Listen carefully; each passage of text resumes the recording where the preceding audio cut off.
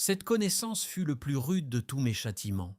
Je me mis à verser un ruisseau de larmes, avec toutes les marques d'un affreux désespoir. Je ne pouvais me consoler d'une humiliation qui allait me rendre la fable de toutes les personnes de ma connaissance et la honte de ma famille.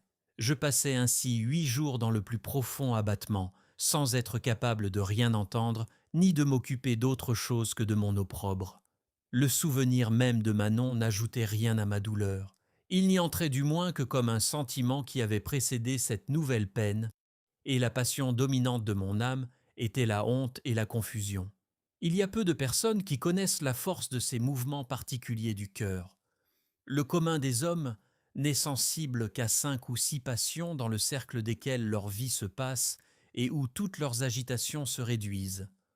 Ôtez-leur l'amour et la haine, le plaisir et la douleur, l'espérance et la crainte, ils ne sentent plus rien. Mais les personnes d'un caractère plus noble peuvent être remuées de 1000 façons différentes. Il semble qu'elles aient plus de 5 sens et qu'elles puissent recevoir des idées et des sensations qui passent les bornes ordinaires de la nature. Et comme elles ont un sentiment de cette grandeur qui les élève au-dessus du vulgaire, il n'y a rien dont elles soient plus jalouses. De là vient qu'elles souffrent si impatiemment le mépris et la risée, et que la honte est une de leurs plus violentes passions. J'avais ce triste avantage à Saint-Lazare. Ma tristesse parut si excessive au supérieur qu'en appréhendant les suites, il crut devoir me traiter avec beaucoup de douceur et d'indulgence. Il me visitait 2 ou 3 fois le jour. Il me prenait souvent avec lui pour faire un tour de jardin, et son zèle s'épuisait en exhortations et en avis salutaires. Je les recevais avec douceur, je lui marquais même de la reconnaissance. Il en tirait l'espoir de ma conversion. « Vous êtes d'un naturel si doux et si aimable, me dit-il un jour, que je ne puis comprendre les désordres dont on vous accuse. 2 choses m'étonnent. L'une, comment avec de si bonnes qualités vous avez pu vous livrer à l'excès du libertinage, et l'autre, que j'admire encore plus, comment vous recevez si volontiers mes conseils et mes instructions après avoir vécu plusieurs années dans l'habitude du désordre. Si c'est repentir, vous êtes un exemple signalé des miséricordes du ciel. Si c'est bonté naturelle, vous avez du moins un excellent fond de caractère qui me fait espérer que nous n'aurons pas besoin de vous retenir ici longtemps pour vous ramener à une vie honnête et réglée. » Je fus ravi de lui voir cette opinion de moi. Je résolus de l'augmenter par une conduite qui pût le satisfaire entièrement, persuadé que c'était le plus sûr moyen d'abréger ma prison. Je lui demandai des livres. Il fut surpris que, m'ayant laissé le choix de ceux que je voulais lire, je me déterminai pour quelques auteurs sérieux. Je feignis de m'appliquer à l'étude avec le dernier attachement, et je lui donnai ainsi dans toutes les occasions des preuves du changement qu'il désirait. Cependant, il n'était qu'extérieur. Je dois le confesser à ma honte, je jouais à Saint-Lazare un personnage d'hypocrite. Au lieu d'étudier quand j'étais seul, je ne m'occupais qu'à gémir de ma destinée. Je maudissais ma prison et la tyrannie qui m'y retenait. Je n'eus pas plutôt quelque relâche du côté de cet accablement où m'avait jeté la confusion, que je retombais dans les tourments de l'amour. L'absence de Manon, l'incertitude de son sort, la crainte de ne la revoir jamais, étaient l'unique objet de mes tristes méditations. Je me la figurais dans les bras de G.M., car c'était la pensée que j'avais eue d'abord. Et loin de m'imaginer qu'il lui eût fait le même traitement qu'à moi, j'étais persuadé qu'il ne m'avait fait éloigner que pour la posséder tranquillement. Je passais ainsi des jours et des nuits dont la longueur me paraissait éternelle. Je n'avais d'espérance que dans le succès de mon hypocrisie. J'observais soigneusement le visage et les discours du supérieur pour m'assurer de ce qu'il pensait de moi, et je me faisais une étude de lui plaire comme à l'arbitre de ma destinée. Il me fut aisé de reconnaître que j'étais parfaitement dans ses bonnes grâces. Je ne doutais plus qu'il ne fût disposé à me rendre service. Je pris un jour la hardiesse de lui demander si c'était de lui que mon élargissement dépendait. Il me dit qu'il n'en était pas absolument le maître, mais que, sur son témoignage, il espérait que M. de G.M., à la sollicitation duquel M. le lieutenant général de police m'avait fait renfermer, consentirait à me rendre la liberté. Puis-je me flatter, repris-je doucement, que 2 mois de prison que j'ai déjà essuyés lui paraîtront une expiation suffisante? Il me promit de lui en parler si je le souhaitais. Je le priai instamment de me rendre ce bon office. Il m'apprit 2 jours après que M. G.M. avait été si touché du bien qu'il avait entendu dire de moi que non seulement il paraissait être dans le dessein de me laisser voir le jour, mais qu'il avait même marqué beaucoup d'envie de me connaître plus particulièrement, et qu'il se proposait de me rendre une visite dans ma prison. Quoique sa présence ne pût m'être agréable, je la regardais comme un acheminement prochain à ma liberté. Il vint effectivement à Saint-Lazare. Je lui trouvai l'air plus grave et moins sot qu'il ne l'avait eu dans la maison de Manon. Il me tint quelques discours de bon sens sur ma mauvaise conduite. Il ajouta, pour justifier apparemment ses propres désordres, qu'il était permis à la faiblesse des hommes de se procurer certains plaisirs que la nature exige, mais que la friponnerie et les artifices honteux méritaient d'être punis. Je l'écoutais avec un air de soumission dont il parut satisfait. Je ne m'offensais pas même de lui entendre lâcher quelques railleries sur ma fraternité avec Lescaut et Manon, et sur les petites chapelles dont il supposait, me dit-il, que j'avais dû faire un grand nombre à Saint-Lazare, puisque je trouvais tant de plaisir à cette pieuse occupation. Mais il lui échappa, malheureusement pour lui et pour moi-même, de me dire que Manon en aurait fait aussi sans doute de fort jolies à l'hôpital. Malgré le frémissement que le nom de l'hôpital me causa, j'eus encore le pouvoir de le prier avec douceur de s'expliquer. « Eh, oui, reprit-il, il y a 2 mois qu'elle apprend la sagesse à l'hôpital général, et je souhaite qu'elle en ait tiré autant de profit que vous à Saint-Lazare. Quand j'aurai eu une prison éternelle, ou la mort même présente à mes yeux, je n'aurais pas été le maître de mon transport à cette affreuse nouvelle. Je me jetai sur lui avec une si affreuse rage que j'en perdis la moitié de mes forces. J'en eus assez néanmoins pour le renverser par terre et pour le prendre à la gorge. Je l'étranglai lorsque le bruit de sa chute et quelques cris aigus que je lui laissais à peine la liberté de pousser attirèrent le supérieur et plusieurs religieux dans ma chambre. On le délivra de mes mains. J'avais presque perdu moi-même la force et la respiration. « Ô Dieu !» m'écriai-je en poussant 1000 soupirs. « Justice du ciel ! Faut-il que je vive un moment après une telle infamie ?» Je voulus me jeter encore sur le barbare qui venait de m'assassiner. On m'arrêta. Mon désespoir, mes cris et mes larmes passaient toute imagination. Je fis des choses si étonnantes que tous les assistants qui en ignoraient la cause se regardaient les uns les autres avec autant de frayeur que de surprise. Monsieur de G.M.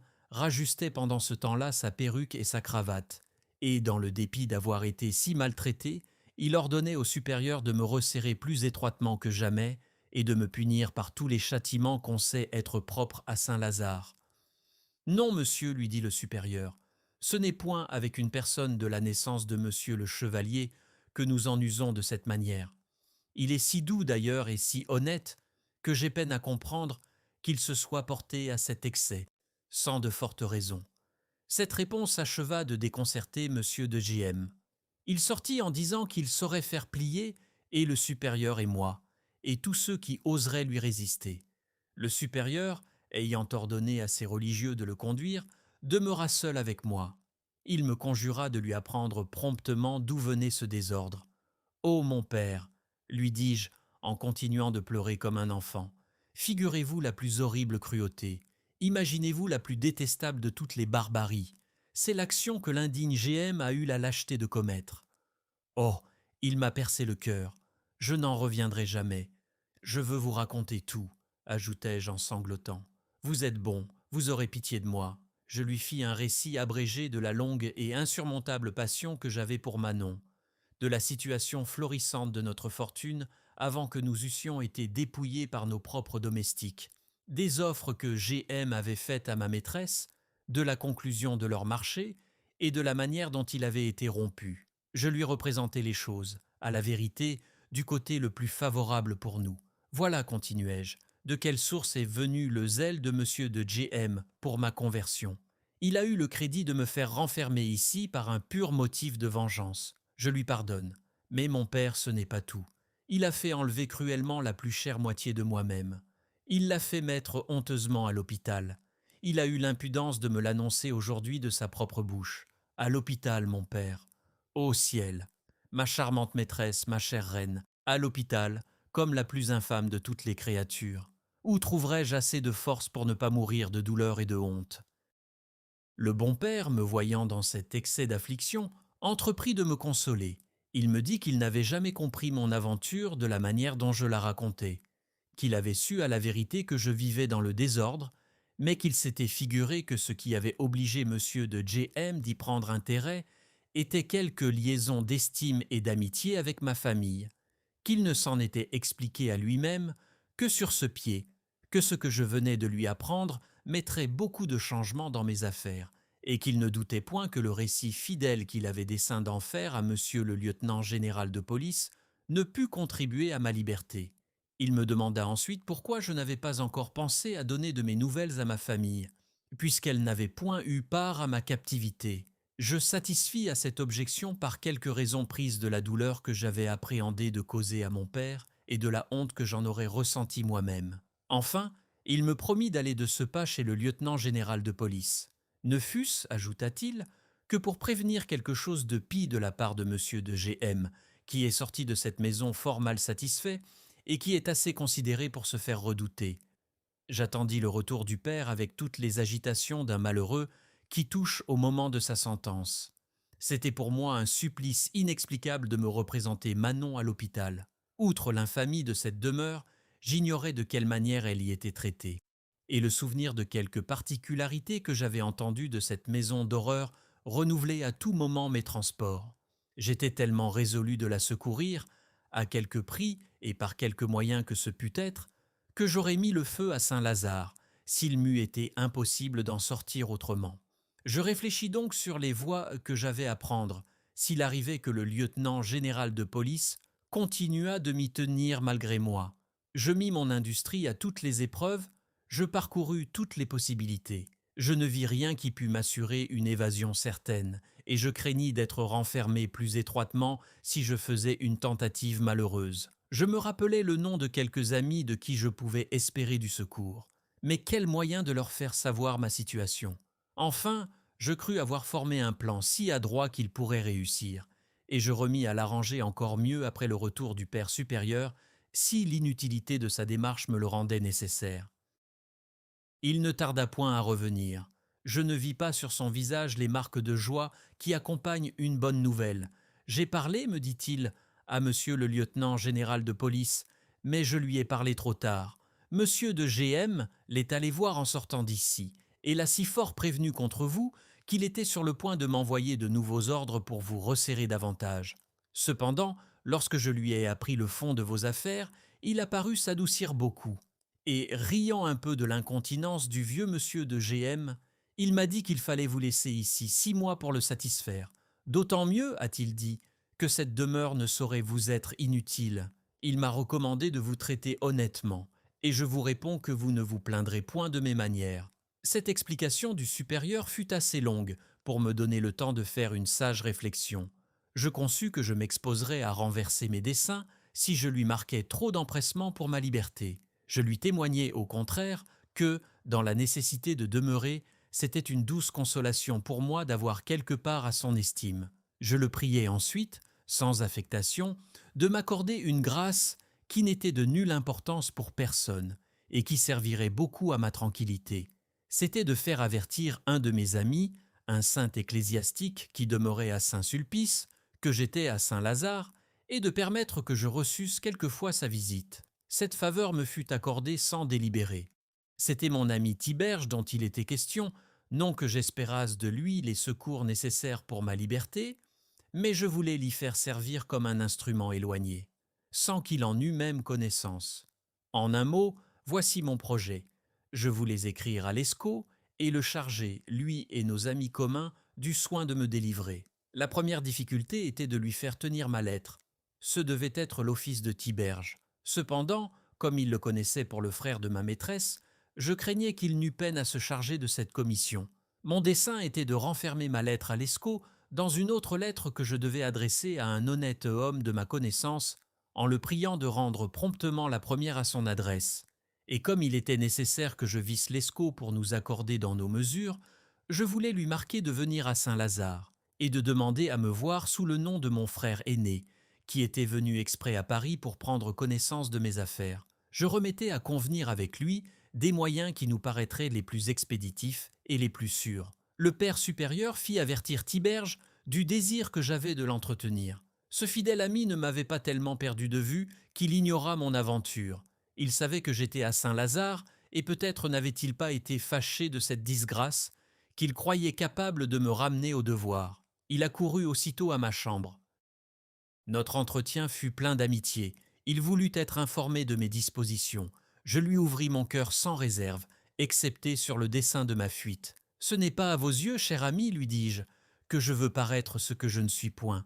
Si vous avez cru trouver ici un ami sage et réglé dans ses désirs, un libertin réveillé par les châtiments du ciel, en un mot, un cœur dégagé de l'amour et revenu des charmes de Manon, vous avez jugé trop favorablement de moi. Vous me revoyez tel que vous me laissâtes il y a 4 mois, toujours tendre et toujours malheureux par cette fatale tendresse dans laquelle je ne me lasse point de chercher mon bonheur. Il me répondit que l'aveu que je faisais me rendait inexcusable, qu'on voyait bien des pécheurs qui s'enivraient du faux bonheur du vice jusqu'à le préférer hautement au vrai bonheur de la vertu, mais que c'était du moins à des images de bonheur qu'ils s'attachaient et qu'ils étaient les dupes de l'apparence, mais que de reconnaître, comme je le faisais, que l'objet de mes attachements n'était propre qu'à me rendre coupable et malheureux, et de continuer à me précipiter volontairement dans l'infortune et dans le crime, c'était une contradiction d'idées et de conduite qui ne faisait pas honneur à ma raison. Tiberge, repris-je, qu'il vous est aisé de vaincre lorsqu'on n'oppose rien à vos armes. Laissez-moi raisonner à mon tour. Pouvez-vous prétendre que ce que vous appelez le bonheur de la vertu soit exempt de peine, de traverses et d'inquiétudes? Quel nom donnerez-vous à la prison, aux croix, aux supplices et aux tortures des tyrans? Direz-vous, comme font les mystiques, que ce qui tourmente le corps est un bonheur pour l'âme? Vous n'oseriez le dire, c'est un paradoxe insoutenable. Ce bonheur que vous relevez tant est donc mêlé de 1000 peines, ou, pour parler plus juste, ce n'est qu'un tissu de malheurs au travers desquels on tend à la félicité. Or, si la force de l'imagination fait trouver du plaisir dans ces mots mêmes, parce qu'ils peuvent y conduire à un terme heureux qu'on espère, pourquoi traitez-vous de contradictoire et d'insensé dans ma conduite une disposition toute semblable? J'aime Manon, je tends, au travers de 1000 douleurs, à vivre heureux et tranquille auprès d'elle. La voie par où je marche est malheureuse, mais l'espérance d'arriver à son terme y répand toujours de la douceur, et je me croirais trop bien payé, par un moment passé avec elle, de tous les chagrins que j'essuie pour l'obtenir. Toutes choses me paraissent donc égales de votre côté et du mien, ou, s'il y a quelque différence, elle est encore à mon avantage, car le bonheur que j'espère est proche et l'autre est éloigné. Le mien est de la nature des peines, c'est-à-dire sensible au corps, et l'autre est d'une nature inconnue qui n'est certaine que par la foi. Tiberge parut effrayé de ce raisonnement. Il recula de 2 pas en me disant, de l'air le plus sérieux, que non seulement ce que je venais de dire blessait le bon sens, mais que c'était un malheureux sophisme d'impiété et d'irréligion. Car cette comparaison, ajouta-t-il, du terme de vos peines avec celui qui est proposé par la religion, est une idée des plus libertines et des plus monstrueuses. J'avoue, repris-je, qu'elle n'est pas juste. Mais prenez-y garde, ce n'est pas sur elle que porte mon raisonnement. J'ai eu dessein d'expliquer ce que vous regardez comme une contradiction dans la persévérance d'un amour malheureux. Et je crois avoir fort bien prouvé que, si c'en est une, vous ne sauriez vous en sauver plus que moi. C'est à cet égard seulement que j'ai traité les choses d'égal, et je soutiens encore qu'elles le sont. Répondrez-vous que le terme de la vertu est infiniment supérieur à celui de l'amour? Qui refuse d'en convenir? Mais est-ce de quoi il est question? Ne s'agit-il pas de la force qu'ils ont l'un et l'autre pour faire supporter les peines? Jugeons-en par les faits. Combien trouve-t-on de déserteurs de la sévère vertu? Et combien n'en trouverez-vous peu de l'amour? Répondrez-vous encore que, s'il y a des peines dans l'exercice du bien, elles ne sont pas infaillibles et nécessaires, qu'on ne trouve plus de tyrans ni de croix, et qu'on voit quantité de personnes vertueuses mener une vie douce et tranquille? Je vous dirais même qu'il y a des amours paisibles et fortunés, et, ce qui fait encore une différence qui m'est extrêmement avantageuse, j'ajouterai que l'amour, quoiqu'il trompe assez souvent, ne produit du moins que des satisfactions et des joies, au lieu que la religion veut qu'on s'attende à une pratique triste et mortifiante. Ne vous alarmez pas, ajoutai-je en voyant son zèle prêt à se chagriner. L'unique chose que je veux conclure ici, c'est qu'il n'y a point de plus mauvaise méthode pour dégoûter un cœur de l'amour que de lui en décrier les douceurs et de lui promettre plus de bonheur dans l'exercice de la vertu. De la manière dont nous sommes faits, il est certain que notre félicité consiste dans le plaisir. Je défie qu'on s'en forme une autre idée. Or, le cœur n'a pas besoin de se consulter longtemps pour sentir que de tous les plaisirs les plus doux sont ceux de l'amour. Il s'aperçoit bientôt qu'on le trompe lorsqu'on lui en promet ailleurs de plus charmant, et cette tromperie le dispose à se défier des promesses les plus solides. Prédicateur, qui voulez me ramener à la vertu, dites-moi qu'elle est indispensablement nécessaire, mais ne me déguisez pas qu'elle est sévère et pénible. Établissez bien que les délices de l'amour sont passagères, qu'elles sont défendues, qu'elles seront suivies par d'éternelles peines, et, ce qui fera peut-être encore plus d'impression sur moi, que plus elles sont douces et charmantes, plus le ciel sera magnifique à récompenser un si grand sacrifice.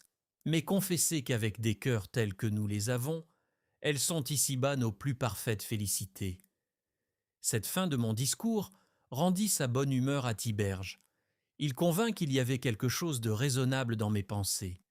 La seule objection qu'il ajouta fut de me demander pourquoi je n'entrais pas du moins dans mes propres principes en sacrifiant mon amour à l'espérance de cette rémunération dont je me faisais une si grande idée. « Ô mon cher ami, lui répondis-je, c'est ici que je reconnais ma misère et ma faiblesse. Hélas, oui, c'est mon devoir d'agir comme je raisonne, mais l'action est-elle en mon pouvoir? De quel secours n'aurais-je pas besoin pour oublier les charmes de Manon? Dieu me pardonne, reprit Tiberge. Je pense que voici encore un de nos jansénistes. Je ne sais ce que je suis, répliquai-je, et je ne vois pas trop clairement ce qu'il faut être, mais je n'éprouve que trop la vérité de ce qu'ils disent. Cette conversation servit du moins à renouveler la pitié de mon ami. Il comprit qu'il y avait plus de faiblesse que de malignité dans mes désordres. Son amitié en fut plus disposée dans la suite à me donner des secours sans lesquels j'aurais péri infailliblement de misère. Cependant, je ne lui fis pas la moindre ouverture du dessein que j'avais de m'échapper de Saint-Lazare. Je le priai seulement de se charger de ma lettre. Je l'avais préparée avant qu'il fût venu, et je ne manquai point de prétexte pour colorer la nécessité où j'étais d'écrire. Il eut la fidélité de la porter exactement, et Lescaut reçut, avant la fin du jour, celle qui était pour lui.